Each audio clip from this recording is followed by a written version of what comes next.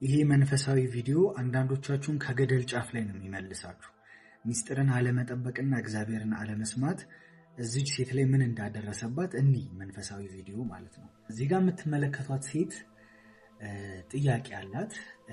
ጁን ትባላለች ስሟና ጥያቄዋ ምንድነው? ትዳር ትፈልጋለች። ጥሩ ትዳር እንዲኖራት ትፈልጋለች እና እግዚአብሔርን ጠየቀችው። ጌታ ሆይ ጥሩ ትዳር እንዲኖረኝ እፈልጋለሁ፣ ጥሩ ትዳር ስጠኝ ብላ ጸልየች ማለት ነው እቺ ሴት።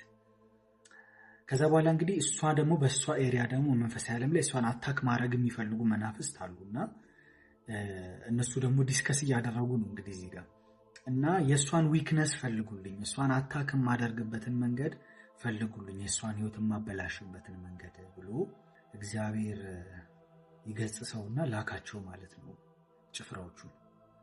እና ሄዱ እንግዲህ እሷ ጋር ሚስጥሯን ለማወቅ ማለት ነው። እሷን አታክ የምትደረግበትን ነገር ሚስጥር ለማግኘት ሄዱ ማለት ነው እንደምታዩት። እሷ ደግሞ ቸርች ያለው ፓስተሯ ጠራትና እግዚአብሔር ስላንቺ ተናግሮኛል፣ ዛሬ ጸሎት ጸልየሽ እንደነበረና እግዚአብሔር በቅርቡ ጸሎትሽን እንደሚመልስ ተናግሮኛል፣ ጥሩ ትዳር ይሰጥሻል፣ ጥሩ ኑሮ ይሰጥሻል፣ እግዚአብሔር ስላንቺ ተናግሮኛል አላት። እንደምታዩት እንግዲህ ኤክሳይትድ ሆነች ማለት ነው፣ ደስ አላት። እና አሁን እነዚህ ምን እያወሩ እንደሆነ ለመስማት ፈልገው ነው። ሰምሃው ሁለቱ እያወሩ ያሉትን ነገር አንደርስታንድ ማድረግ አልቻሉም።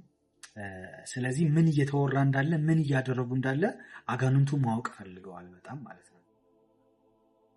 ያው እዚህ ላይ እንግዲህ የሚናገረው በቀላሉ መንፈስ ቅዱስ ለልጆቹ ያሰበውን ሐሳብ ዲስከቨር ማድረግ እንደማይችሉ ነው እየተናገረ ያለው። ስለዚህ ለማወቅ እየሞከሩ ነው። ፓስተሯና እሷ ምን እያወሩ እንደሆነ፣ እግዚአብሔር ምን እየተናገረ እንደሆነ ለማወቅ እየሞከሩ ነው።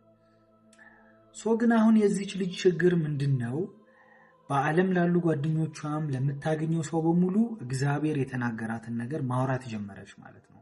ጸሎት ጸልያ እንደነበረና እግዚአብሔር በቅርቡ ትዳር ሊሰጣት እንደነበር፣ የረጅም ጊዜ ጥያቄዋ እንደነበረ እና በጣም ስትመኘው ስትፈልገው የነበረን ነገር እግዚአብሔር ሊሰጣት እንደሆነ ነገርየው ሳይፈጸም በፊት በየቦታው እየዞረች ሚስጥሯን ማውራት ጀመረች ማለት ነው።